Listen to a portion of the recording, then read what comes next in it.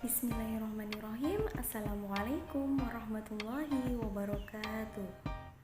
Bagaimana kabarnya anak-anak? Semoga kabarnya tetap baik-baik saja, tetap senantiasa berada di lindungan Allah Subhanahu wa Ta'ala dengan keadaan yang sehat walafiat. Alhamdulillahirrabbilalamin anak-anak. Pada pertemuan kali ini kita masih diberi kesempatan untuk melanjutkan proses pembelajaran pendidikan agama Islam dan budi pekerti pada materi yang ketiga, yaitu kita di sini akan mengulas materi mengenai mempertahankan kejujuran sebagai cermin kepribadian diri. Untuk itu anak-anak, sebelum memulai pembelajaran, mari disiapkan buku catatan dan buku tulisnya serta buku paketnya untuk menyimak video pembelajaran berikut ini. Untuk itu, sebelum memulai pembelajaran pada pertemuan kali ini, alangkah lebih baiknya kita berdoa terlebih dahulu. Berdoa mulai.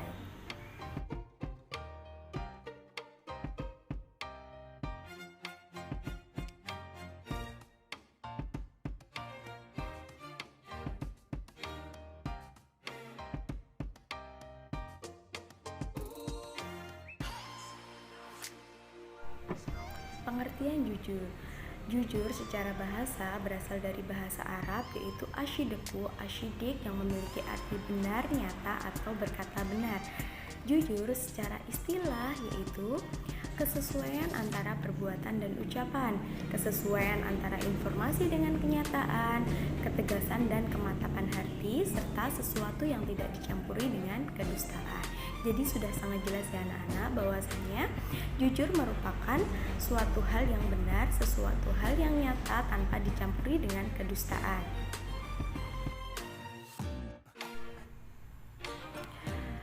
Jujur, lawan kata dari jujur adalah dusta, kebohongan, atau pembohong. Tidak ada kesesuaian antara ucapan dan perbuatan, tidak ada kesesuaian antara informasi dengan kenyataan. Untuk itu anak-anak, mari kita semua belajar, saling mengingatkan, saling mencoba untuk menerapkan sikap jujur ke dalam kehidupan sehari-hari kita. Karena salah satu sikap jujur merupakan sikap yang dimiliki oleh Nabi dan Rasul kita. Sikap jujur merupakan sikap yang sangat terpuji. Karena apa anak-anak? Karena kejujuran merupakan dasar fundamental, dasar fondasi suatu nilai kebenaran. Karena jujur identik dengan kebenaran Allah Subhanahu wa Ta'ala. Bahkan Allah Subhanahu wa Ta'ala pernah berfirman bahwasanya ya ayyuhalladzina amanu taqullaha qaulan syadida. Wahai orang-orang yang beriman, bertakwalah kamu kepada Allah Subhanahu wa Ta'ala dan ucapkanlah perkataan yang benar. Di sini sangat jelas bahwasanya Allah meminta kepada setiap umatnya yang beriman untuk selalu bersikap jujur, karena kejujuran merupakan perkataan yang benar dan dasar dalam nilai-nilai kebenaran. Pembagian sifat jujur menurut Al-Ghazali. Al-Ghazali membagi sifat jujur menjadi 3 kelompok. Kelompok yang pertama yaitu jujur dalam niat atau berkehendak. Kelompok yang kedua jujur dalam perkataan. Kelompok yang ketiga yaitu jujur dalam perbuatan. Untuk yang pertama yaitu jujur dalam niat atau berkehendak. Dalam artian ketika kita ingin melakukan sesuatu, ketika kita ingin berbuat sesuatu, ketika kita ingin berkehendak sesuatu, tidak ada dorongan dari orang lain melainkan dorongan dari Allah Subhanahu wa Ta'ala. Contohnya ketika kita ingin bersedekah, tidak ada paksaan dari orang lain. Ketika kita ingin berbuat baik, tidak ada paksaan dari orang lain, melainkan benar-benar dari hati dan sesuai dengan niat kita. Untuk jujur yang kedua yaitu jujur dalam perkataan. Adanya kesesuaian antara apa yang dikatakan dengan apa yang terjadi. Adanya kesesuaian dengan apa yang dilihat dan yang dikatakan. Kalau kita melihat orang kecelakaan di sana, ya kita ceritakan yang sesungguhnya seperti apa kenyataan kecelakaan yang terjadi di sana. Untuk yang ketiga yaitu jujur dalam perbuatan. Jujur dalam perbuatan adalah adanya kesesuaian antara yang kita perbuat dan yang kita ceritakan. Yang kita perbuat bersedekah, ya kita ceritakan bersedekah.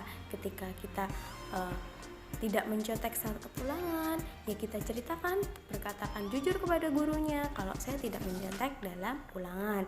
Izin tidak masuk, ya berkata jujur, Bu, saya izin tidak masuk kemarin, tidak mengikuti pembelajaran karena apa? Karena sakit, karena menjenguk orang sakit dan yang lain sebagainya.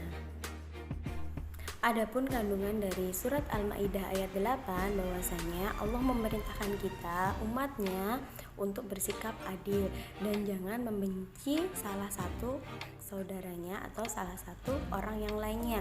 Agar apa? Agar kita mampu bersikap adil, karena kecenderungan yang akan kita lakukan ketika kita membenci seseorang, maka yang terlihat hanya keburukannya, tidak akan tampak kebaik-baikannya.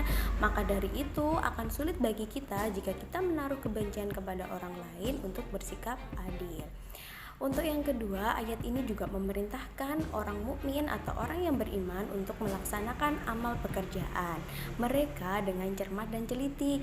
Dari kata cermat dan teliti, maka secara langsung Allah juga memerintahkan kepada kita untuk jujur baik perbuatan duniawi dan akhirat, karena hanya dengan kejujuran yang akan mendapat kesuksesan. Ingat, hanya dengan kejujuran kita akan mendapatkan kesuksesan. Kalau kita sudah terbiasa sikap jujur, maka kita juga akan mendapatkan amanah, pekerjaan yang baik. Karena sikap jujur kita dijadikan ketua, kita dijadikan CEO, kita dijadikan direktur. Secara tidak langsung dengan kejujuran akan mengantarkan kita kepada kesuksesan. Kandungan dari surat At-Taubah ayat 199 bahwasanya Allah menyerukan kepada kita orang-orang mukmin, orang-orang yang beriman untuk bertakwa kepadanya dengan bersikap jujur dan juga berkumpul dengan orang-orang yang memiliki sikap jujur. Anak-anakku sekalian, di sini sangat jelas bahwasanya Allah Subhanahu wa taala memerintahkan kita untuk senantiasa bersikap jujur dan berkumpul dengan orang-orang yang jujur. Jadi anak-anak, apa yang menjadi golongan kita, apa yang menjadi teman kita itu sangat berpengaruh kepada kehidupan kita. Seperti hadis Rasulullah SAW yang mengatakan bahwasanya kumpulilah orang yang wangi, maka kamu juga akan wangi. Kumpulilah orang mukmin, maka kamu juga akan mukmin. Untuk itu, mari berlomba-lomba untuk menerapkan sikap jujur agar kita menjalankan perintah Allah Subhanahu wa taala. Adapun isi kandungan dari hadis di atas yaitu perintah bagi kita kaum muslim dan muslimat untuk senantiasa bersikap jujur, karena jujur mengantarkan kita kepada kebenaran dan kebenaran mengantarkan kita kepada surga. Untuk itu anak-anak, marilah kita bersikap jujur sesuai dengan ayat yang sudah disampaikan di atas, sesuai dengan hadis yang ada di bawah ini, bahwasanya kita diperintahkan untuk senantiasa bersikap jujur, karena jujur mengantarkan kita kepada kebenaran dan kebenaran mengantarkan kita ke surga. Contoh sikap jujur dalam kehidupan sehari-hari. Yang pertama, meminta izin atau berpamitan kepada orang tua ketika akan pergi kemanapun. Kita usahakan anak-anak ketika kita ingin pergi kemanapun, kita terlebih dahulu berpamitan kepada orang tua. Yang namanya suatu kejadian itu tidak tahu kapan kita terjadi, apa yang akan terjadi. Untuk itu kalau kemanapun pergi berpamitan ya, biar orang tuanya tidak mencari, dan bersikap jujur. Mau pergi kemana ya berkata dengan jujur kemana perginya, mau mancing, mau PS-an, mau ke sekolah, seperti itu ya. Untuk yang kedua yaitu tidak mencontek saat ulangan. Kita biasakan untuk tidak mencontek saat ulangan. Karena apa? Termasuk itu adalah perbuatan jujur. Meskipun nilainya bagus anak-anak, kalau itu hasil menyontek, ibu yakin sesungguhnya di dalam benak kalian itu tidak ada kepuasan. Yang ketiga, tidak mengarang cerita atas kesalahan yang telah diperbuat. Ketika sebenarnya tidak masuk sekolah karena bolos, terus mengarang cerita, ini bu paketannya habis, nggak bisa ikut daring, nggak bisa ikut zoom, padahal kenyataannya tiduran, ketanyaannya bolos. Tidak boleh ya seperti itu. Manfaat jujur dalam kehidupan sehari-hari. Yang pertama, hidup tenang. Jikalau kita sering jujur, maka tidak akan ada rasa khawatir, merasa bersalah atas sikap yang kita telah lakukan. Selain itu, kita juga bisa menabung untuk masuk surga. Ketika kita bersikap jujur, ketika kita sudah jujur dalam kehidupan sehari-hari, juga akan mendatangkan pahala bagi kita. Karena apa? Sikap jujur termasuk perintah Allah Subhanahu wa Ta'ala. Dan Allah sudah berkata bahwasanya setiap manusia yang menjalankan perintahnya maka akan mendapatkan pahala. Untuk yang kedua yaitu mendapatkan pekerjaan. Jika kita menjadi orang yang jujur, maka kita dapat dipercaya orang lain dalam melakukan suatu hal. Selain itu, aura yang keluar juga akan terlihat positif. Ketika kita terbiasa bersifat jujur, dari cara kita berbicara, dari cara kita berucap, itu juga sudah menunjukkan bahwa kita orang yang mempunyai aura positif karena selalu bersifat jujur. Oleh sebab itu, ketika kita ingin melamar pekerjaan juga sangat mudah, karena itu merupakan seperti yang tertera dalam hadis bahwasanya kejujuran merupakan alat yang mengantarkan kita kepada kesuksesan. Yang ketiga, banyak teman. Kejujuran membuat orang di sekitar kita akan senang dengan kita. Mereka menganggap kalau kita adalah orang yang dapat dipercaya, sehingga mereka merasa enak ketika curhat sama kita, merasa enak ketika menceritakan masalahnya sama kita, karena kita dianggap orang yang bisa dipercaya dan menjaga lisannya. Selanjutnya yaitu memperoleh kesuksesan. Dengan memiliki sifat jujur, orang secara tidak langsung mampu memperoleh kesuksesan. Contohnya, ada seorang pengusaha yang sukses. Ia pertama hanya menjadi satpam, kemudian diangkat menjadi ketua satpam, kemudian menjadi CEO, dan naik jabatannya karena sikap kejujurannya dan disenangi oleh semua orang. Maka secara tidak langsung dengan kejujuran, manusia atau orang akan memperoleh kesuksesan. Untuk yang selanjutnya yaitu memiliki nama baik.